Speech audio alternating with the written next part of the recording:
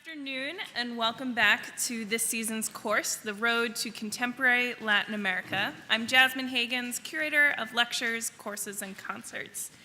My introduction today is short in words, but great with excitement, as we welcome back Dennis Carr, the MFA's Carolyn and Peter Lynch Curator of Decorative Arts and Sculpture in the Art of the Americas. And he is with us today to give us his talk, Empires Meet, Mexico in the 16th Century.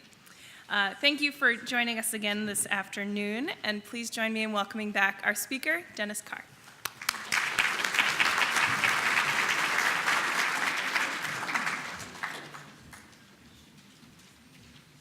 Thank you, Jasmine. Welcome back, everybody. This is the second course in the series, The Road to Contemporary Latin America. So last week, we explored the art of the ancient Americas, focusing on Mexico, Central America, and the western side of South America. And we looked at myriad artworks produced in these regions, notably textiles, metalwork, sculpture, painting, and finally, performance. Today, we're going to turn our attention to Mexico in the 16th century, which to me is one of the most dramatic, complex, often heartbreaking episodes in not only the history of Latin America, but indeed in world history as well. It was a period that witnessed the zenith of the Aztec Empire in central Mexico, the bloody invasion and conquest by the Spanish beginning in 1519, and then the first 80 years of Spanish colonial rule.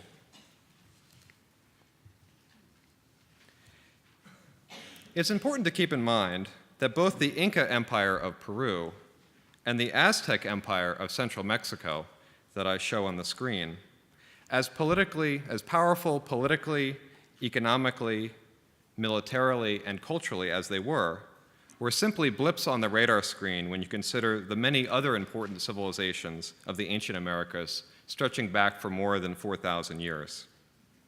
They had both been in power for only a couple of hundred years, and they both just happened to be there when the Spanish arrived in the 16th century. We know much more about them because the Spanish chronicled what they saw, and the descendants of these people became blended into the Spanish colonial world. Whereas for the other, older civilizations, they are known to us today primarily through archaeological evidence. There were an estimated 10 million native inhabitants of the Americas when the Spanish first arrived in the Caribbean in 1492. As we mentioned last week, in some cases, these populations were living in cities as large as those of Renaissance Europe. In the first few decades after Columbus's discovery of the New World, the Spanish incursion into the Americas was largely confined to the settlement of a few islands in the Caribbean, including the island of Cuba, which was first settled in 1511.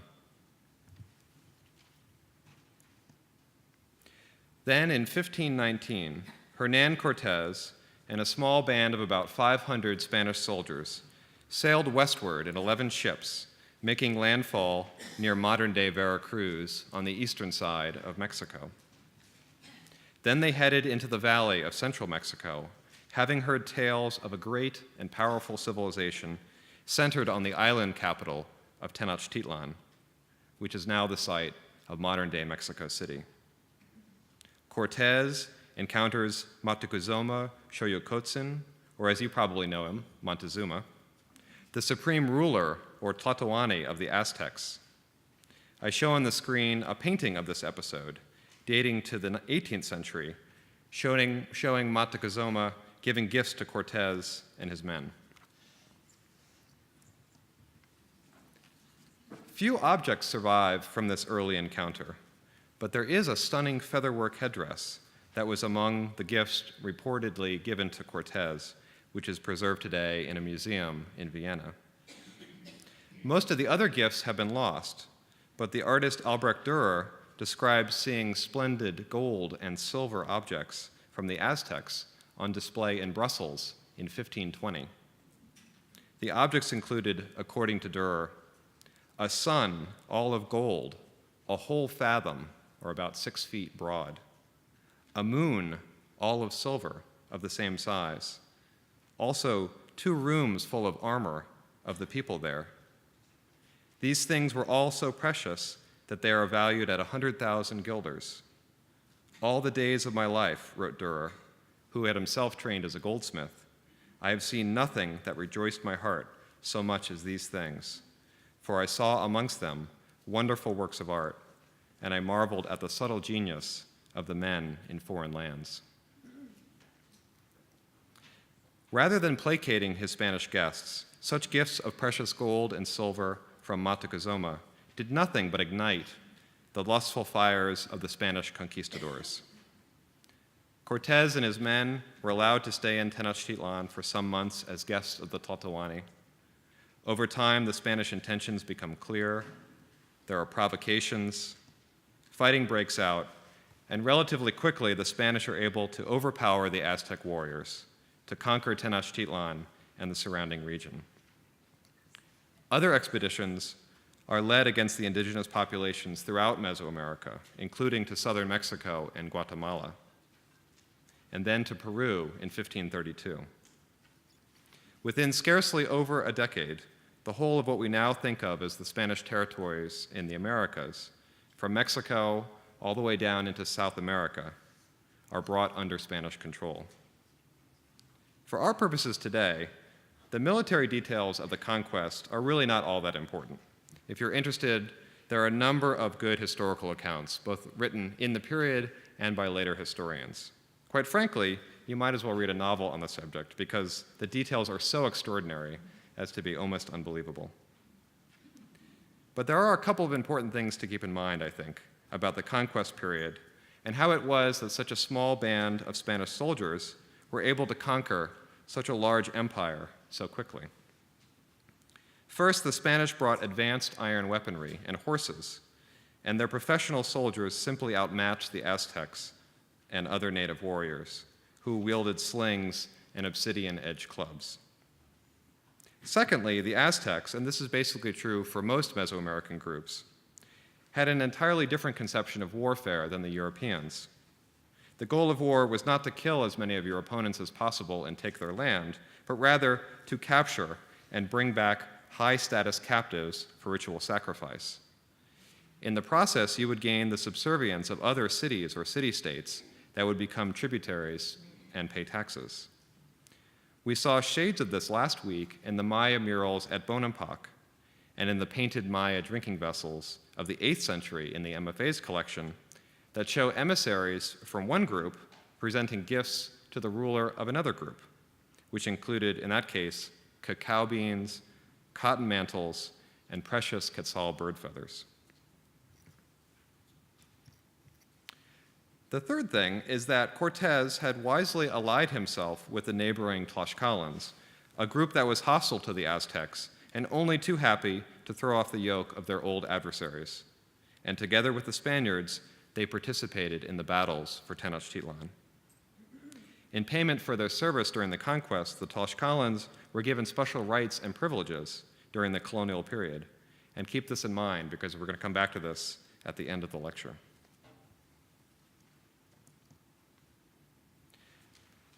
The conquest of Tenochtitlan and the surrounding valley of Mexico touched off a level of violence and demographic shifts throughout the Americas that even the Spaniards could not have anticipated.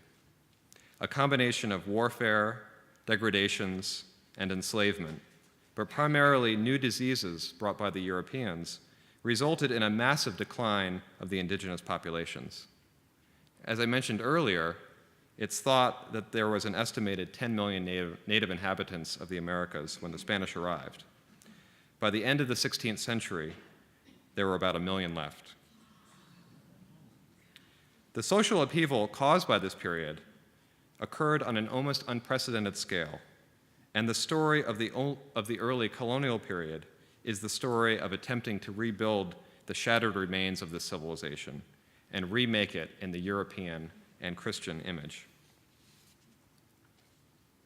Mexico plays such a central role in this history, from the Aztec period to the conquest to 3 centuries of colonial rule. And Mexico City looms large in the psyche of Latin America, as today one of the largest cities in the region, and also as one of the leading and most vibrant centers of contemporary artistic production in the world. Thus, understanding the history of this city from its ancient roots is important to us in this course on our road to contemporary Latin America. So who were the Aztecs? They were part of a larger Mixtec or Nahua-speaking culture group that inhabited central Mexico, related to the Toltecs and Chichimecs. They are thought to have come from the north, and they were a wandering band of nomads or refugees who arrived relatively late to the region. Their various trials and peregrinations are recorded in their own pictorial histories, like I show on the screen. At some point in the 14th century, as they tell the story, guided by their warrior deity Huitzilopochtli, they discovered their promised land on an island in the center of a lake, shown to them mystically by an eagle perched atop a cactus. You may recognize this famous symbol from the Mexican flag. This image is from the 16th century manuscript, the Codex Duran. The island was located in the southwestern corner of Lake Texcoco, here on the map at left. This is the island, and this is Lake Texcoco. The island was connected to the mainland via 4 causeways, and a series of dikes were constructed on the eastern border of the island to keep the waters of the lake at bay. This fact made the island, the fact that it was an island made Tenochtitlan an easily defendable city, and it was from there that they launched their own conquests of other surrounding areas, creating within less than 2 centuries, with military might and sheer intimidation, a vast empire and an impressive capital city. By the time of the Spanish arrival in the 16th century, the capital city of Tenochtitlan had grown immensely, fueled by a steady stream of workers, tribute, and raw material flowing in from Tenochtitlan's conquered foes, now subsumed into a sprawling imperial network. In the center of the city was a walled ritual complex with its Great Pyramid, or Templo Mayor, as seen on the left, royal palaces, huge monolithic stone carvings, and large open plazas. There was even a tzompantli, or skull rack, that displayed for all to see the skulls of human sacrificial victims. A fearsome sight for visitors, no doubt, and one that made a strong impression on Cortez. This is an old drawing of Tenochtitlan from the 1950s, and I wouldn't worry about the details so much, but it does give you a sense of the sheer size of this place. And rising out of the center of this grand ritual district was the Great Dual Pyramid. Cortez describes the Great Pyramid in a letter to the Spanish king in 1519.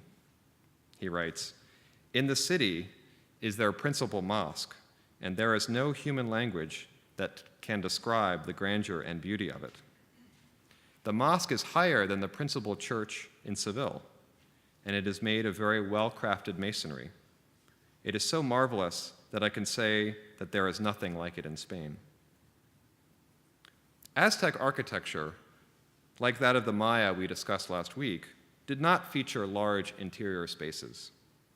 Interiors were relatively small and cramped. Life was lived out in the open. It was a kind of political theater performed against the backdrop of towering temples and brightly colored buildings. The Great Dual Pyramid in the center served as the social, religious, and geographic nexus of the Aztec universe. There is a period description, or a period depiction of Tenochtitlan based on Cortez's own drawings, which he sent back to Spain, and much visual emphasis is placed on the walled ritual center you can see here, which is much bigger than it was in real life. And you can see how the lakes of Texcoco surround the city, and on the causeways leading into the city from the sides. So at its height, Tenochtitlan supposedly numbered 250,000 residents. From a 16th century codex, we can see an actual depiction of the Great Dual Pyramid. You would have approached it from the main east-west road leading through the city. Cortez and another Spaniard, Bernal Diaz, described the pyramid as having 4 superimposed platforms rising in stepped-back tiers and a pair of steep stairs on the west facade. The 4th tier formed a broad ceremonial plaza at the top of the building, upon which the dual temples of Tlaloc, the god of rain, and Huitzilopochtli, the god of the sun, were built.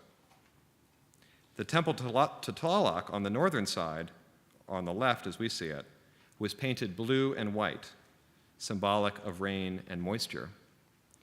Huitzilopochtli to the south was colored with red and white, linked with war and sacrifice. On the Tlaloc side, at the center front of the platform, was a chakmul, a recumbent figure of a ritual attendant, very similar to the examples that we saw last week from Chichen Itza and Tula. This figure bears on his stomach a quashikali, a vessel for sacrificed human hearts. On the Huitzilopochtli side, archaeologists found a sacrificial stone where human sacrifices were performed with a great deal of ritual splendor. By the time of the Spanish arrival, the entire pyramid rose some 115 feet in the air, offering a sweeping view of the city, the lake, and the surrounding countryside. It could be seen from the shores of the lake, announcing the power of the Aztec imperial state over a great distance. It was the responsibility of each successive Aztec Tlatoani ruler to build upon the Great Pyramid, making it larger and taller. And so far, evidence of 7 layers has been uncovered, indicating 7 different campaigns of enlargement dating from the 14th to the 16th centuries. The pyramid that Cortez saw was probably the last one, dedicated by Moctezuma himself, probably around 1502. The building is situated precisely so that the sun rises directly to the east in line with the upper temples from the perspective of someone standing in the plaza below. Over the Tlaloc side in the rainy agricultural season, over the Huitzilopochtli side in the dry, hot season, and between them on the equinoxes. This is the Templo Mayor today. It's an archaeological site, and it's been uncovered over the last number of decades, and you can see some of the layers of the temples here. Here's staircases from the different layers going all the way out, and the center here. Of course, everything they found was at the ground level and below, so what we see is a thin slice of the lowest level of all the pyramids. It's like rings of a tree almost to see its expansion over 2 centuries. It's quite an impressive place, and they've been doing digging just recently around parts of the Templo Mayor and are finding incredible things. So I'm going to talk about it in a second. So this is modern-day Mexico City. How many have been to Mexico City? Show of hands. Oh, a good number of you. So this is the Zocalo, or the center, the main plaza of Mexico City. Mexico City, you probably know, is one of the biggest cities in the world. It's over 20 million inhabitants easily, maybe upwards of 25 million inhabitants. This is the center, the main plaza, the Zocalo. On the left is the Metropolitan Cathedral, and straight ahead is the Presidential Palace. And between these 2 big buildings, you'll see a little peach building on the corner. And just to the block, to the left of that, is where the Templo Mayor is today. So basically, all of Mexico City has been built on top of what was the old Aztec capital of Tenochtitlan. And various pieces of stone carving and different buildings have been discovered over time. This large stone carving was uncovered in 1790 under the streets of the colonial city. It's been on view at various different points in its history. It represents Coatlicue, the mother of Huitzilopochtli, one of the deities central to Aztec belief. Her name means, literally, she of the serpent skirt. And this sculpture is very complex, but if you look at the top of it, you can see her, oops, I'm gonna go back. Her head has been decapitated, and there are two serpents emerging from her neck, symbolic of flowing blood. She wears a grisly necklace of human hearts and hands, and her skirt is comprised of intertwined serpents. Monumental Aztec sculpture like this has been appreciated over time for its colossal scale. This sculpture is about 8.5 feet tall, and its bold, highly delineated carving. The Mexican artist Miguel Covarrubias wrote of its overwhelming sculptural power, its sense of melodrama, and its masculine and distinctive style. Large-scale public sculpture like this was originally polychromed when the Spanish reported seeing examples in Tenochtitlan drenched with human sacrificial blood. For all of its finely carved detail, the Aztecs could be masters of shock art. This sculpture of Coatlicue represents a scene in one of the central stories of the Aztec religion.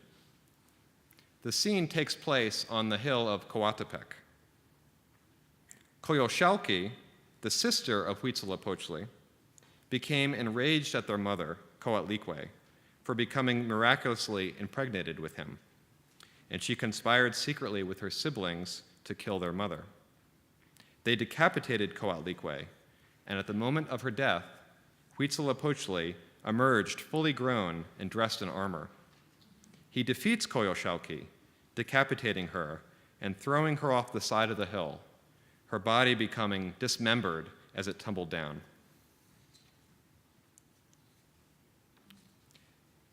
This gigantic stone, and it's at least as big as it is on the screen, if not bigger, was discovered accidentally in 1978 by electrical workers who were digging a trench around the Templo Mayor site.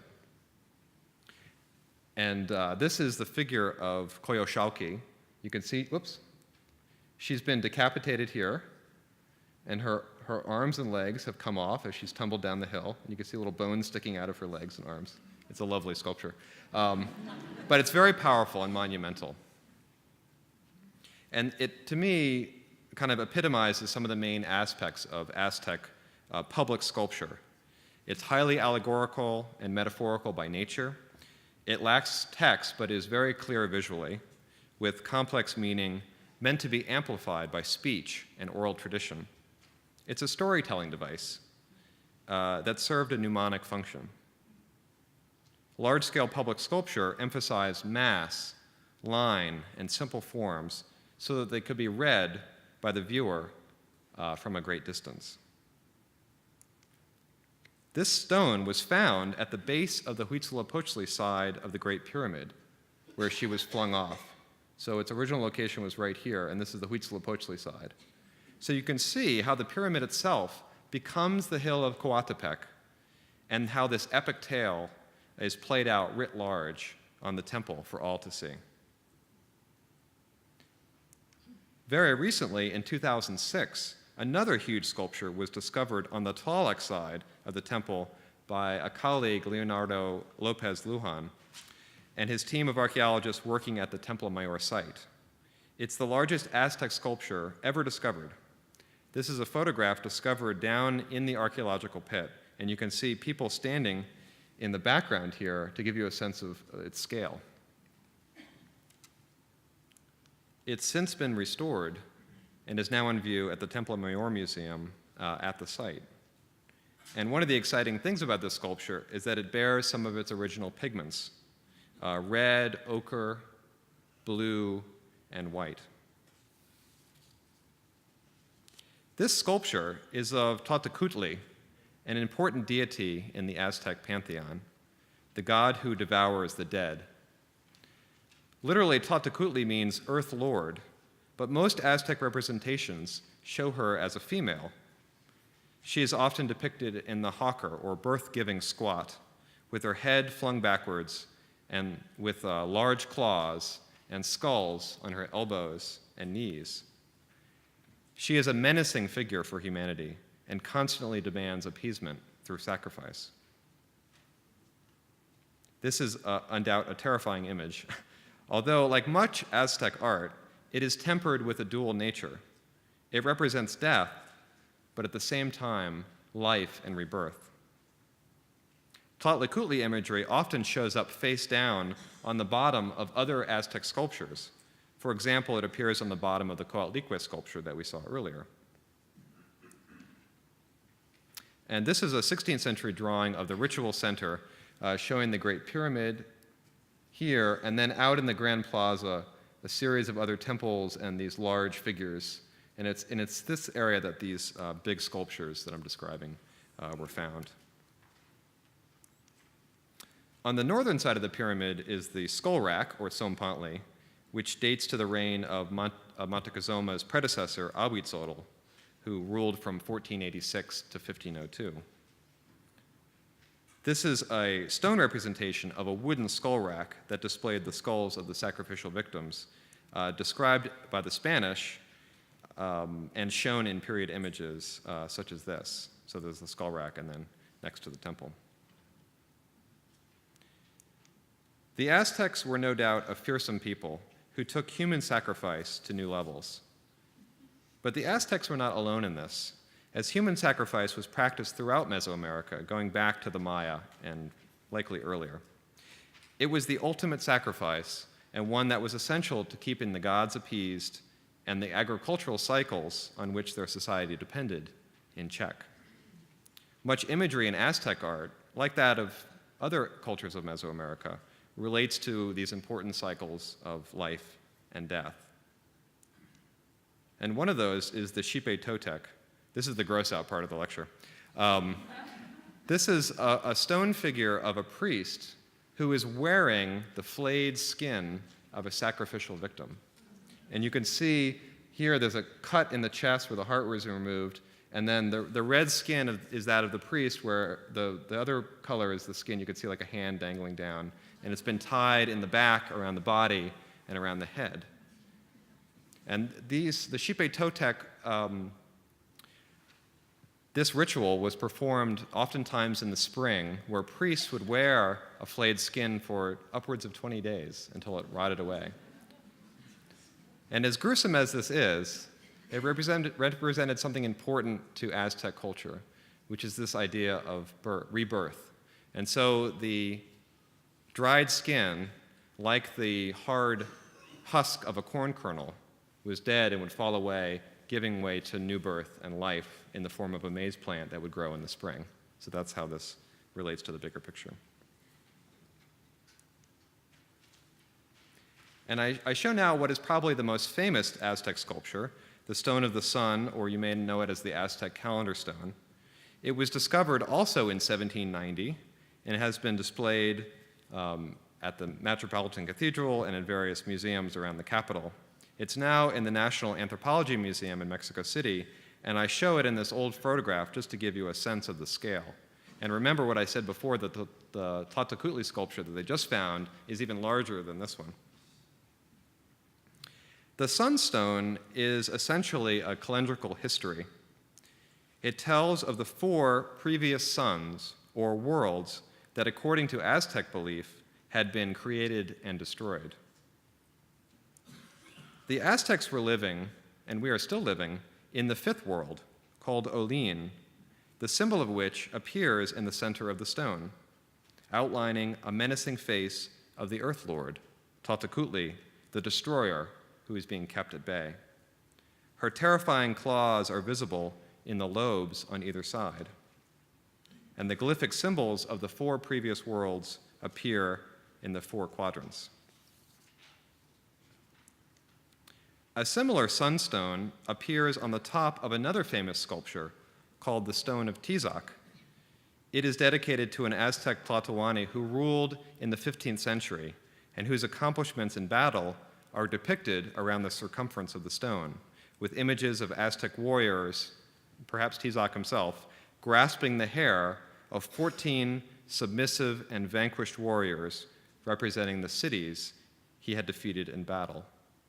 And you remember the earlier image I showed you of the drawing of the Spaniard, the Viceroy Mendoza, grasping the hair of the indigenous person. And that's that same kind of imagery that repeats in the colonial period.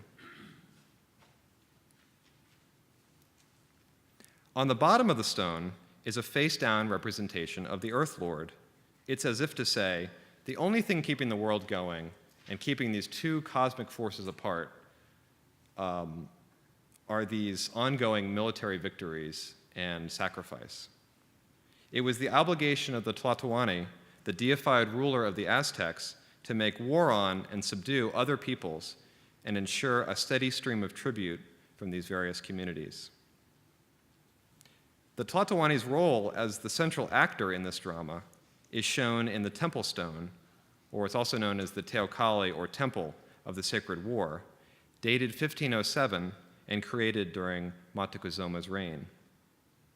At the top is an image of another solar disk, and below it, facing upward on the seat, is Totleigh. This monument is shaped like a miniature pyramid with a temple on top and stairs leading up the front. Some believe that it might have been used as a throne, and you can imagine that seated atop this temple, Montezuma would have canceled out Totleigh and carried the sun on his back. On the sides are representation of Tlatoani performing auto-sacrifice, and on the back is a symbol of the eagle perched atop a cactus, again signifying the centrality of Tenochtitlan in the cosmic forces at work. So wealth poured into Tenochtitlan from throughout the known world. Turquoise from what's now the American Southwest and northern Mexico, jade and quetzal feathers from Guatemala, rubber from the lowlands of the Gulf Coast, cotton from the Pacific Coast, and many other trade goods that have been found in offerings and deposits in the capital city. Aztec art is profoundly indebted to these complex and far-flung trade networks, which provided Tenochtitlan with its material wealth and signified its ambitious political aspirations that lasted for these hundreds of years. And I show on the screen a map of the trade networks bringing turquoise, one of those trade goods, all the way from the southwest, northern Mexico, down into central Mexico. Here is Tenochtitlan right at the bottom, and then continued eastward into the Yucatan, Chichen Itza, and down south into Oaxaca and other places. But you can see that these trade networks were quite far-flung and were really the thing that linked this big empire together.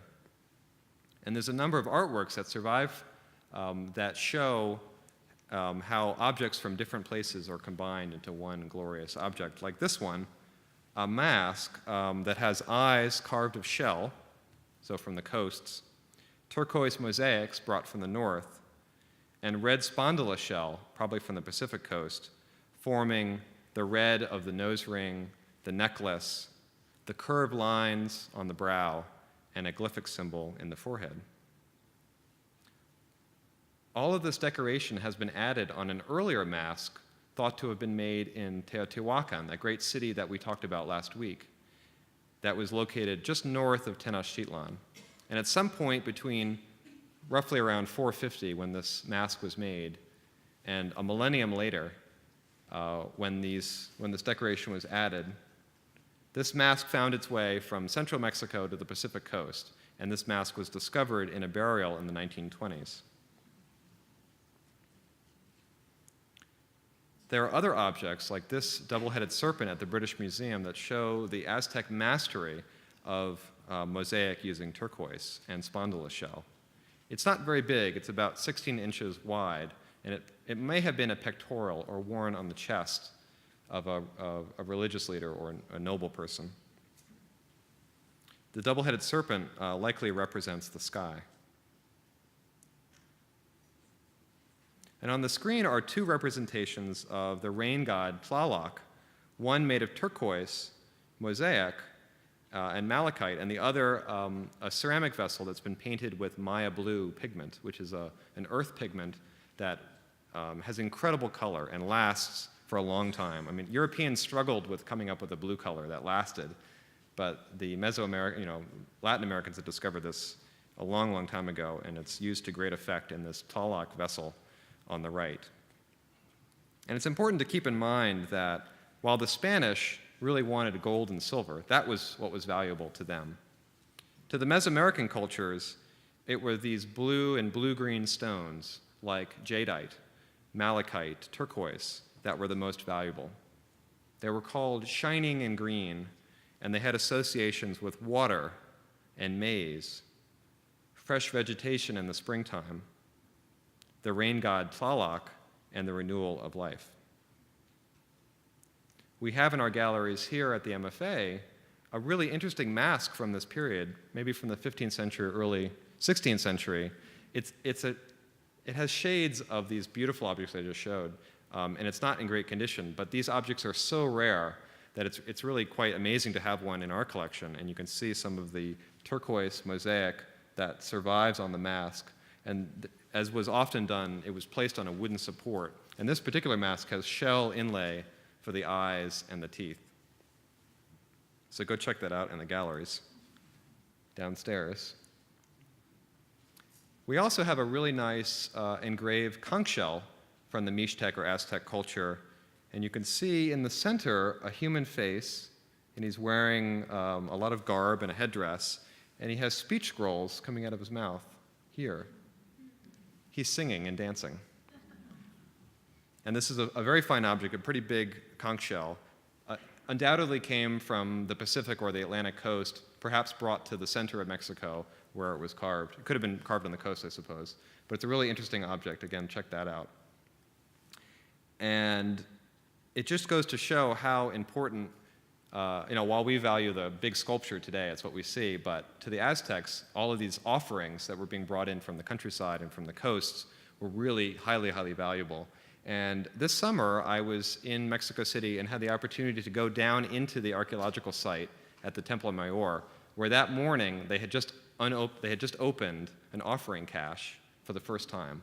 This is the first time someone had seen it in hundreds of years.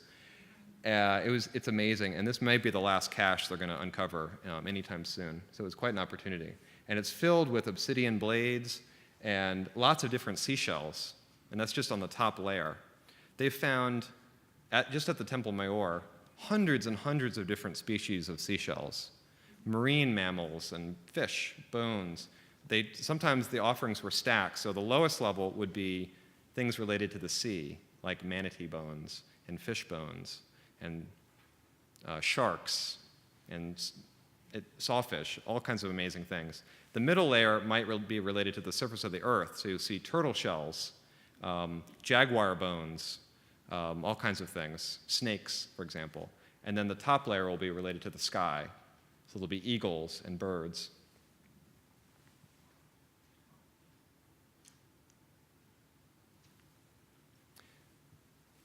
Another precious material for the Aztecs was featherwork. And we see again this image of the Codex Barbonicus showing great feather headdresses and the feather shields used by the warriors that were given as tribute by neighboring communities. One of the most spectacular featherwork shields that survives from the conquest period is this example that was supposedly given by Cortez in 1522 to a bishop in Spain, and it survives today in remarkably well preserved condition in Europe. And this, because it has so much of its original color, you can see how the Aztecs often use complementary colors, in this case blue and red. The blue, again, representing Tlaloc, the red representing Huitzilopochtli, war and sacrifice. And so the Aztec universe was all about dualities and keeping everything in balance. And this is a wonderful example of what something like this might have looked like originally. The Spanish, after the conquest, had a particular fondness for Aztec featherwork, and despite destroying so many other artisanal crafts, they carefully preserved featherworking well into the colonial period, even supporting a school that taught and executed featherwork in Mexico City, run by Spanish friars. This 16th century encyclopedia, the Florentine Codex, has a section devoted to the craft of featherwork, and the artists called Amantecatl, who made objects such as feather headdresses, like we saw at the opening of this presentation. Here he is down here, making a green feather headdress. So this page comes from this book that was compiled by Bernardino de Sahagún, a Spanish friar who traveled in the late 1550s and recorded so much of Aztec culture that was being lost at the time. And he commissioned native artists in workshops in Tlatelolco to create this massive volume with columns of text in both Nahuatl and Spanish, with these amazing images drawn by these local artists showing the world in which they lived. And we're greatly indebted to Sahagún's efforts at preserving all of this culture that was being destroyed. And his work represents an extraordinary attempt at Christianizing by means of cultural understanding rather than force. Sahagún is unfortunately the exception and not the rule, as the Spanish friars destroyed so much of Aztec culture during the conquest period and the subsequent decades. You'll recall Bishop Landa's quote from the last lecture, where he boasts of burning 1,000 indigenous books in an attempt to wipe out all vestiges of what he considered the heathen religion. But while the religious systems were radically changed by the conquest, Aztec thought, language, and art lived on in various forms throughout the colonial period, especially during the 16th century. These works of this early period are of great interest in that they reveal much about the social conditions of the new colonial state, as the Spaniards and the indigenous populations were struggling to form a new society and a new government under oftentimes extreme circumstances. Aztec artists who were highly skilled in stone carving, feather work, metal work, textile weaving, painting, and other arts were often repurposed to the new needs of the Spanish colonial government and the Catholic Church, especially in the creation of silver and gold chalices, crucifixes, wall hangings, paintings, altar cloths, and ecclesiastical apparel. The objects that survive from the early colonial period are often hybrid objects. That is, they take partly from one culture and partly from another. They speak two languages, often simultaneously. A good example of this is an early stone cross found in Tlaxcala and thought to have been carved there around 1600. It speaks to the hybrid nature of both colonial religion and art, but also to the profound contradictions that can be found in objects. How a cross could be a representation of death and at the same time life. How it could be a symbol of sacrifice, and how its mere presence could come to stand in for an entire religion. The Aztec and Mixtec subjects were perfectly adept at accepting these kinds of messages, and they understood how to read monumental, symbolic, and metaphorical sculpture. They were receptive to great mythic stories, stories of sacrifice and self-sacrifice with human blood. Think of Christ's sacrifice of his own blood for humanity, and how artworks could communicate these profound messages. Spanish friars, first the Dominicans, then the Augustinians, later the Jesuits, who came to the New World to set up missions, were adept at finding ways to communicate the new ideas and concepts of Christianity, to try to bridge the gap with the indigenous populations.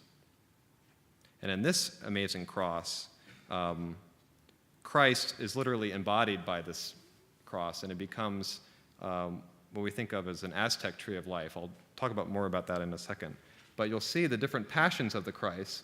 Passions here list all the symbols of the passion, and below Christ's head is what should be a reeded scepter that was given to Christ during his mockery, but it's been replaced by a maize plant.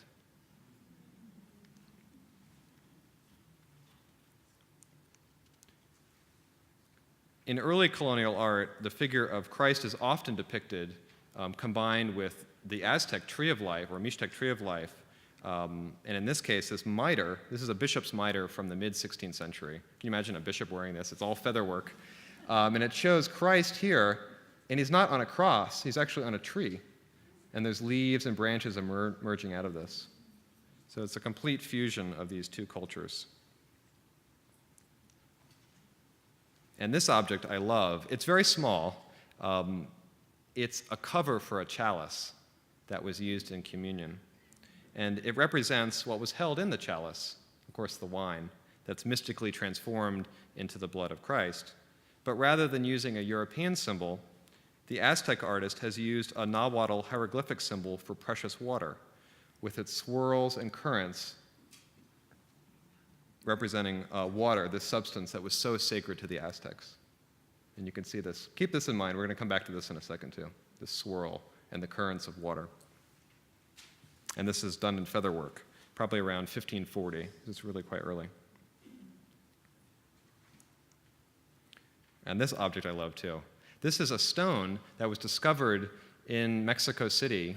It's a Totleigh stone, but it's been repurposed to make the base of a column that supported one of the colonial buildings. So it was repurposed around 1650. It certainly dates much earlier.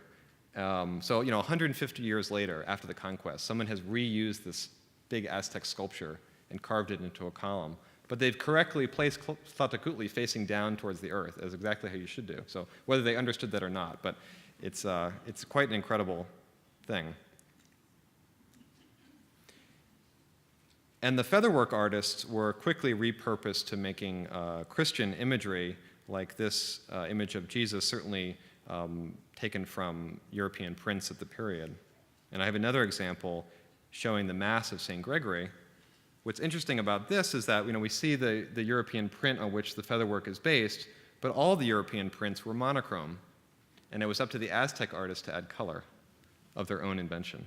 This is spectacular. And you get a sense in really well-preserved examples like this how vibrant and shimmery the feathers would have appeared when original. So not all art produced during the colonial period in the 16th century were hybrid objects or necessarily produced by indigenous craftsmen. And this example is a chalice that is actually on view in our galleries. We acquired this object in 2011 as a gift, and it was made around 1550 or 1560 in Guatemala. So, 30 years after the Spanish conquered the Maya of Guatemala, an object like this could have been made. It's quite amazing. It was made by a Spanish silversmith, Pedro Hernandez Atenciano, who emigrated to the New World in the late 1530s. He lived in a city called Ciudad Vieja, the Old City, which was destroyed in a big mudslide in the late 1530s. He survived it and moved with everyone else in the town to the other side of this big volcano, and they created the city called La Antigua. It's now Antigua today, and I don't know if any of you have ever been there, but it's a beautiful old colonial city, founded in 1541. So he set up shop and started making silver objects like this, and we think this dates to, the decade after or 2 decades after. And it's very Spanish in style, with the 12 apostles in the stem, and images here of the apostles, or different saints, at the base. And it has its paten, which show the arms of the Dominican order, so it's likely created for the Dominicans, which were very powerful in this region. In fact, there's a church that was founded in the 1540s by the Dominicans in Antigua, so it may have been made for that particular church. And it's not really a hybrid object, but the gold and silver came from the New World, either from the mines of New Spain or perhaps from melted down pre-Columbian objects.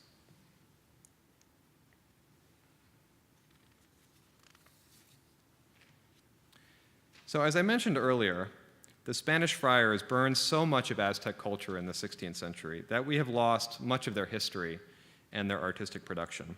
The caption to this image reads, burning all the clothes and the books of the idolaters. In particular, all the maps were burned. We know that there were maps, big, large-scale pre-Hispanic maps. The Spanish discussed them in their chronicles during the conquest period. So the Aztec definitely made maps, but none survive today from the pre-Hispanic period. And I had the privilege of working on an important early map while I was in graduate school that belongs to the Beinecke Rare Book and Manuscript Library at Yale. I was taking a course with Mary Miller and Jaime Lara and kind of stumbled upon this early Nahuatl document, which had not really been studied before.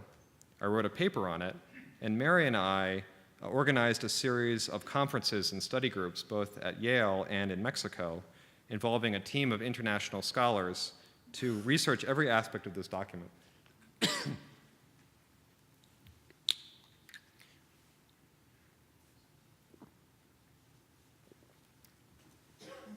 The map is about 6 feet long and just shy of 3 feet tall. And it's painted on amate paper, amatl paper, which is a fig bark paper that was commonly used in the pre-Hispanic period. And we even had scientific analysis done here at the MFA by Richard Newman, one of our scientists. We had all of the pigments analyzed. And it was really the first time that a map of this early period had been studied so thoroughly. And they're really quite rare anyway. And last year we published a book together. It was edited by Mary and Barbara Mundy called Painting a Map of 16th Century Mexico, Land, Writing, and Native Rule.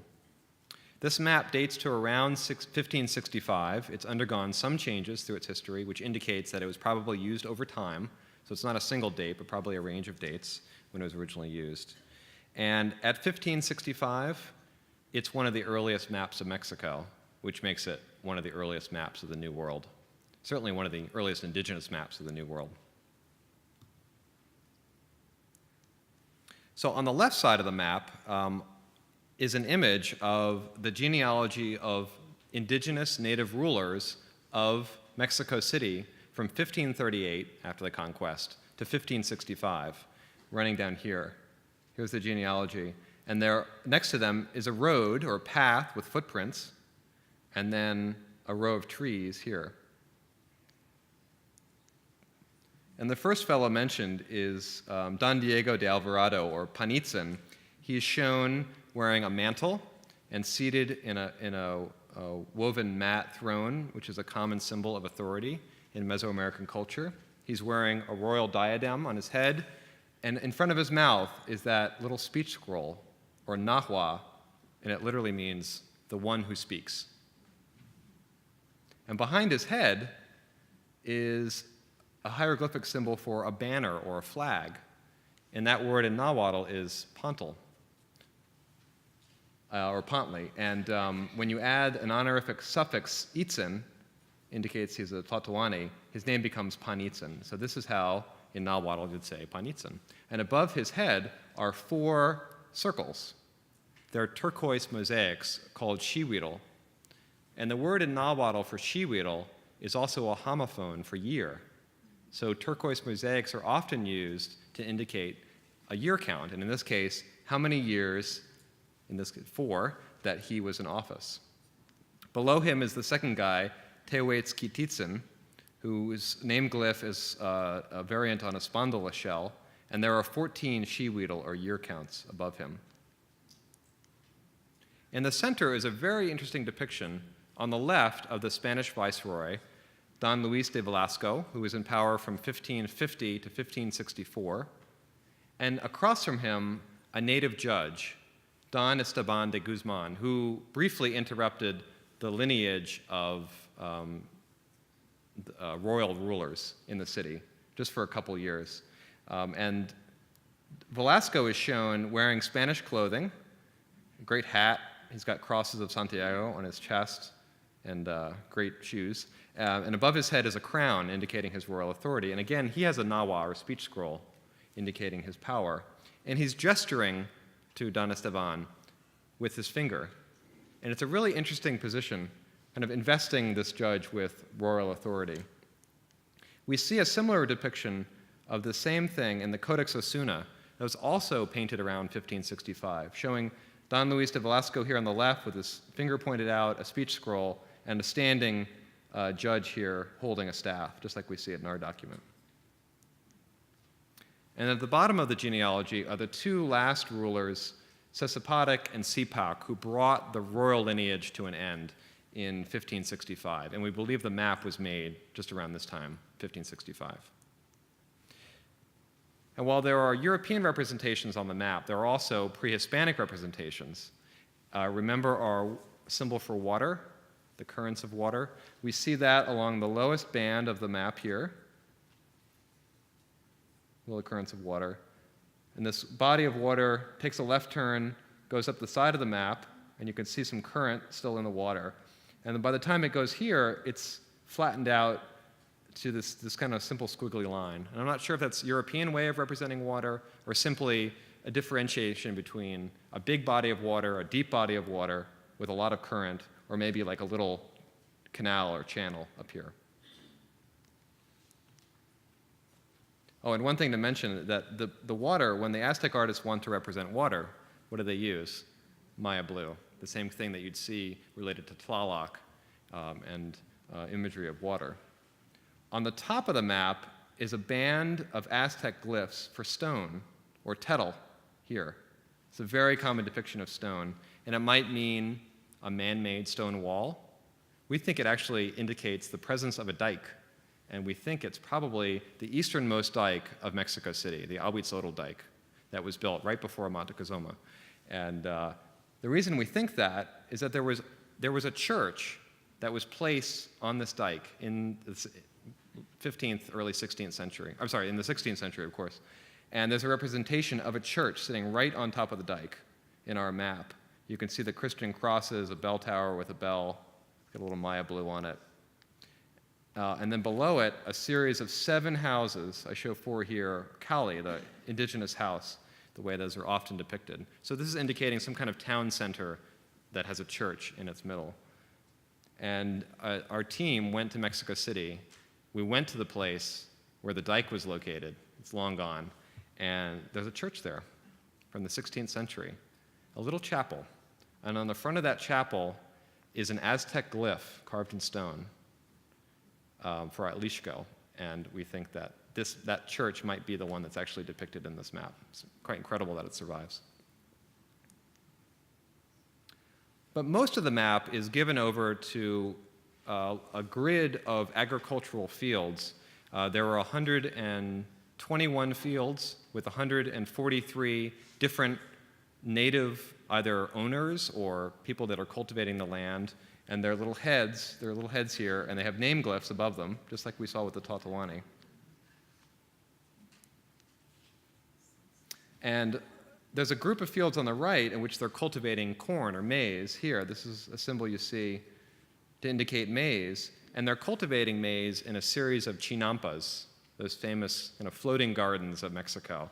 They were long, thin strips of agricultural land surrounded by water, and they were highly productive, and there were chinampas around the edges of the island of Tenochtitlan, growing tons and tons of crops. And so this system of agriculture continued well into the colonial period, and that's what this map is indicating.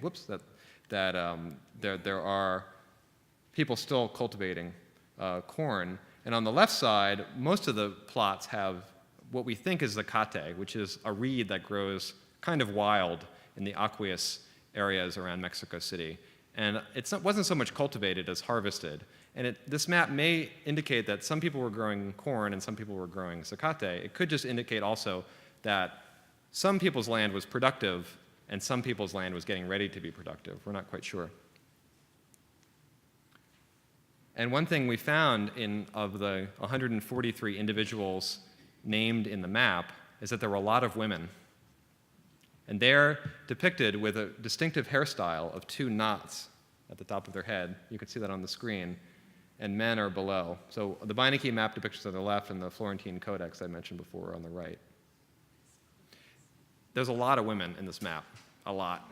And what we see often is a changeover of one, oh, that's not a good depiction, here. A changeover of one to another. So in this case, this fellow owned it originally, and then it was inherited by this woman, whose name glyph is given here. Here's Sompantley, here's Skullrack. Up here, he's a charming fellow, I'm sure. But this map, because it's so early, there's only 2 in the world that show Mexico City at this scale in the 1560s over 4. It's really an incredible survival. It came to the Beinecke Library in 1975. I wrote a whole chapter on its history before then. Ask me later, it's an incredible story. But it's so rare to have these kind of depictions, and what's exciting about it is that it depicts indigenous agency at a period of great change and great strife in the middle of the 16th century. And also, all of these traditions of map making in pictorial representation that otherwise would have been lost. And I'll conclude now with one last object.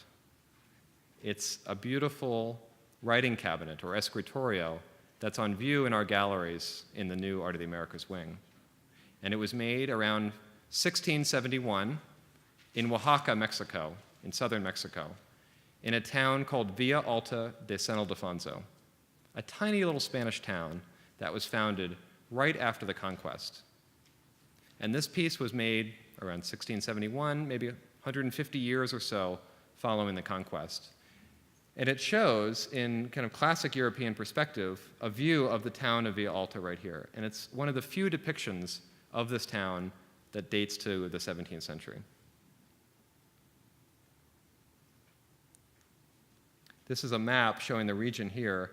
Mexico City is right here, and down here it says San Ildefonso of the Zapotecs, right here.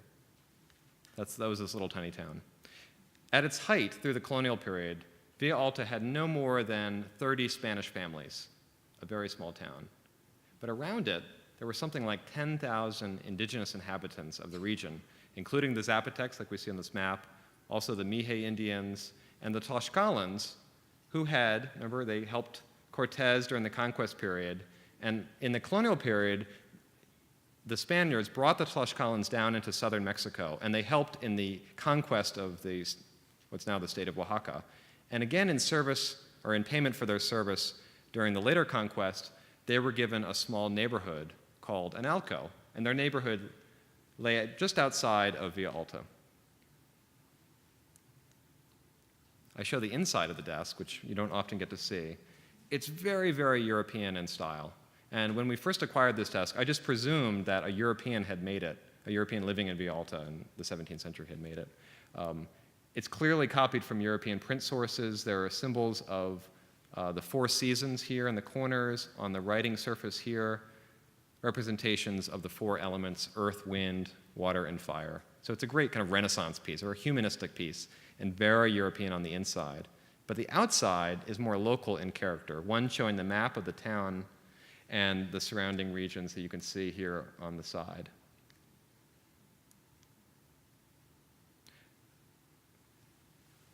So, as I said, when we acquired this piece in 2010, I assumed it to be a European, but a group of colleagues in Mexico have been studying this furniture for a number of years, and I've been working closely with them. And just a couple years ago, they discovered a quote from a Dominican friar who was passing through Villa Alta in 1674. Remember, I said our piece is 1671, roughly. And what this Dominican friar records is the following quote.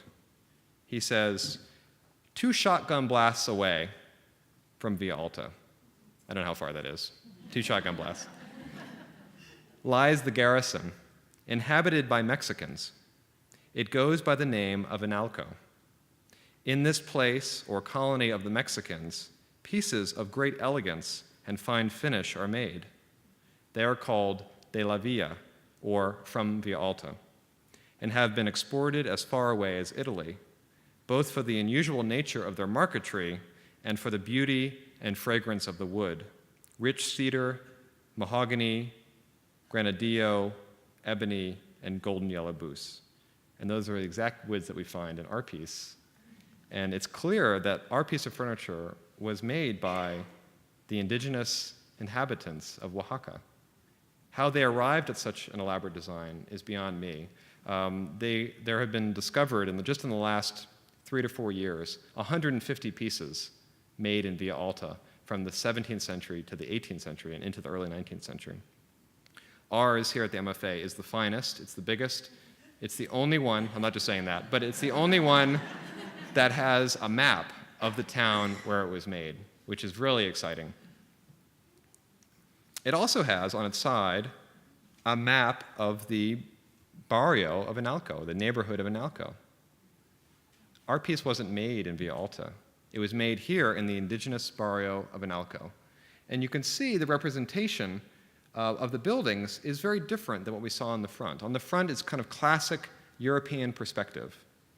You might think of it as bird's eye perspective, I'll go back for just a second. Kind of bird's eye perspective. It's actually what we'd call a chorograph or a mountaintop view.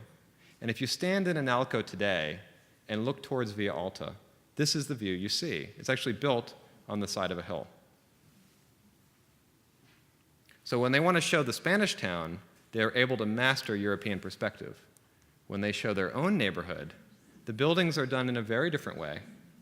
They're all at unusual angles. It's not a view of a particular place, it's a view of an idea of a place, or of an idea of a building. It doesn't matter what side you're seeing it from. So there's a church in the center here, and all these other little buildings. I suspect one is the cabinet shop where this was made. And if you look at early colonial documents from Mexico, you'll see the exact same kind of representation drawn by Nahuatl artists, probably for the Spanish market, and that's exactly what this piece of furniture is. And like many other things during the colonial period, it's a bilingual piece. It's speaking two languages simultaneously. And so you're going to explore that theme and many others in the next two lectures, and I thank you very much. Yeah.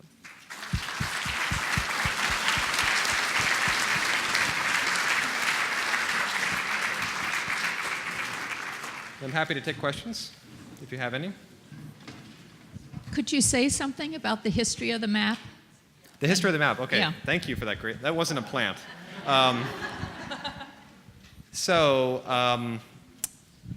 The map was uncovered in Mexico City in the late 19th century, and it was sold by an American from Iowa who had moved with the railroads as they extended down into the Southwest and down into Mexico in the 1880s. And he was just he was a journalist by profession, and he was a railroad worker later in life. And he found his way to Mexico City in the early 1880s, and he set himself up as a book dealer and a man about town. And he got very involved in the study of early Aztec art and Mexican art, and he wrote the first catalog in English of the National Museum of Anthropology. His name was Wilson Wilberforce Blake. And in his book dealings and antiquities dealings, he at some point came upon the map and he sold it, we think between 1886 and 1890 to a collector in Chicago named Charles Gunther, who no one's ever heard of, but he was he was like Barnum Bailey of his day. He had a vast collection of many thousand objects, and he had Mexican Nahuatl maps next to cuneiform tablets, next to the bed that Lincoln died on after his assassination. It was a crazy museum he had established in Chicago, and I suspect that our map was among his possessions. There were 70 truckloads of objects brought to the Chicago History Museum after his death in 1925, and the map isn't listed among them, but at some point he might have owned it.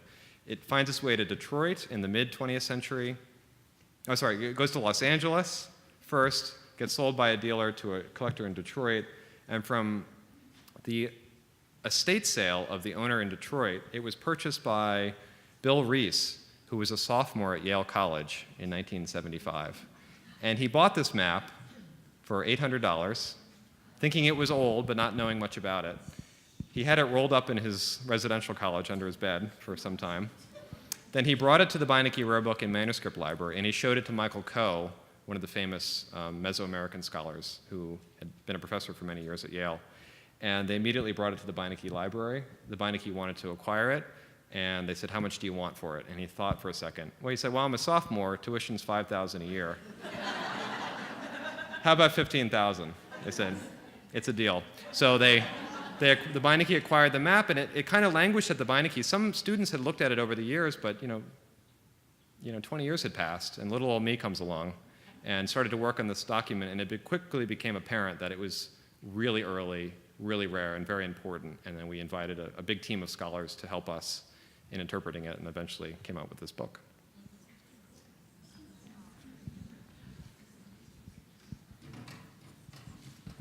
Thank you.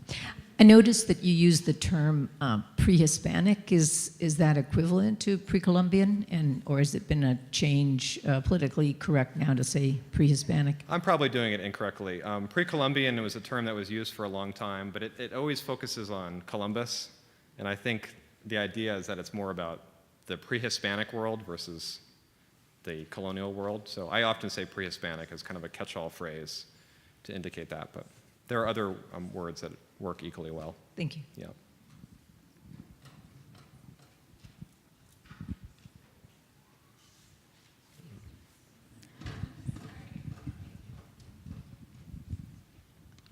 This might just be wishful thinking, but I somehow find it heartening if there were any trace of subversion or irony within the hybridism in the after the conquering conquest. So, is there anything you could say that could hearten me, or nothing of the sort? Well, I think there are shades of that. I mean, I think of our desk that was made 150 years after the conquest. These are a people, these indigenous Mexicans, who aren't allowed to wear Spanish clothing. They can't speak Spanish. If they wore like a sword or a cloak out in public, they'd be thrown in jail. And yet, they can produce something so beautiful as this writing cabinet. That's the equal of anything produced in Europe in this period. How is that possible?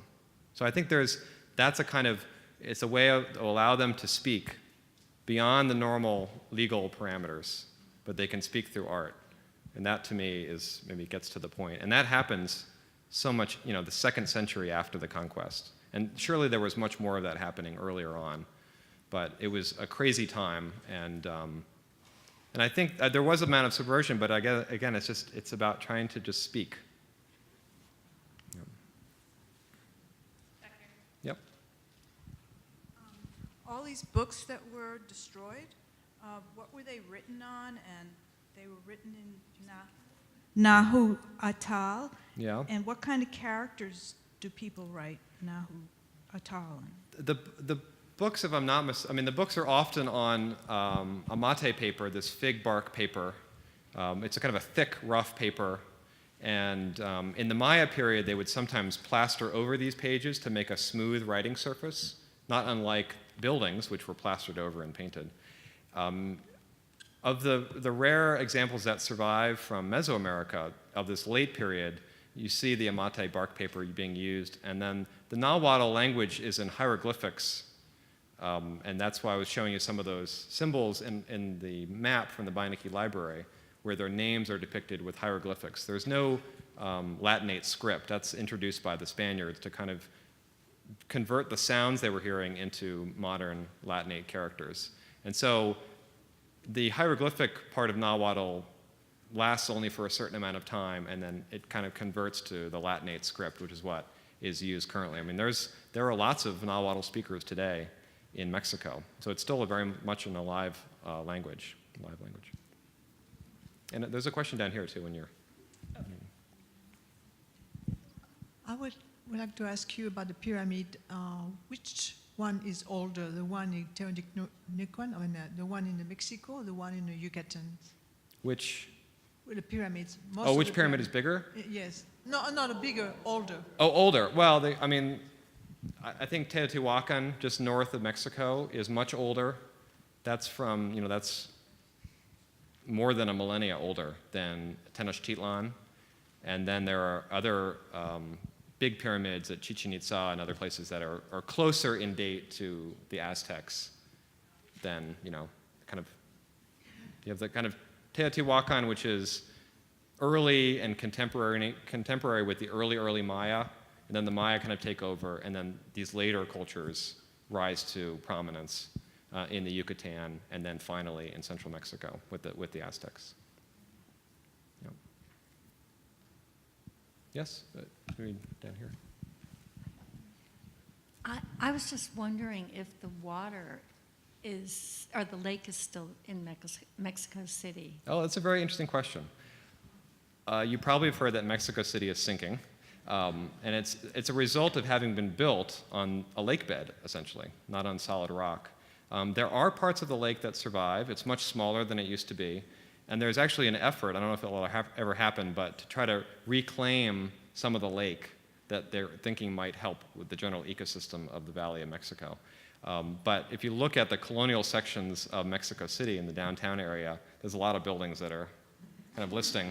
And it's a real problem because the ground underneath is so soft. But you can see that the island was just the little core of the capital as it is today. Now it's a sprawling city of over 20 million people.